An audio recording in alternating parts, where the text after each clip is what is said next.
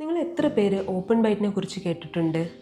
Hi, I am doctor Noora, specialist orthodontist, മിഡാക് മാത്തോട്ട. Open bite അതായത് താഴത്തെ വരിയിലുള്ള പല്ലുകളും മുകളിലത്തെ വരിയിലുള്ള പല്ലുകളും കൂട്ടി അടയ്ക്കാൻ പറ്റാത്ത ഒരു കണ്ടീഷനാണ്.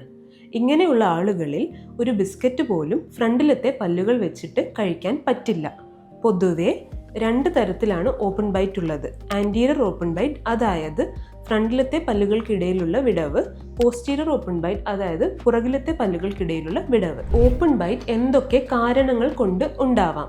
ആദ്യത്തേത് ഹെറിഡിറ്ററി, അതായത് നമ്മുടെ മാതാപിതാക്കൾക്കോ നമ്മുടെ ബന്ധുക്കൾക്കോ ഓപ്പൺ ബൈറ്റ് ഉണ്ടെങ്കിൽ നമുക്കും ഓപ്പൺ ബൈറ്റ് വരാനുള്ള സാധ്യതകൾ കൂടുതലാണ്. രണ്ടാമത്തേത് ശീലങ്ങൾ, തം സക്കിംഗ് ആവാം, ടങ് ത്രസ്റ്റിംഗ് ആവാം, മൗത്ത് ബ്രീതിങ് ആവാം. ഈ ശീലങ്ങൾ ഉണ്ടെങ്കിൽ നമുക്കും ഓപ്പൺ ബൈറ്റ് വരാനുള്ള സാധ്യത കൂടുതലാണ്. മൂന്നാമത്തേത് നമ്മുടെ എല്ലുകൾക്കുണ്ടാവുന്ന വ്യത്യാസങ്ങൾ. നാലാമത്തേത് ടെമ്പറോ മാൻഡിബുലർ ജോയിന്റ്, അതായത് താടിയെല്ലിന്റെ ജോയിന്റിൽ ഉണ്ടാവുന്ന വ്യത്യാസങ്ങൾ കൊണ്ട് നമ്മുടെ കടി മാറിയിട്ടും ഓപ്പൺ ബൈറ്റ് ഉണ്ടാവാം. ഇനി ഓപ്പൺ ബൈറ്റ് എങ്ങനെ ട്രീറ്റ് ചെയ്യാം? ശീലങ്ങളാണെങ്കിൽ നമുക്ക് ടങ് ക്രിബ് യൂസ് ചെയ്ത് ട്രീറ്റ് ചെയ്യാം.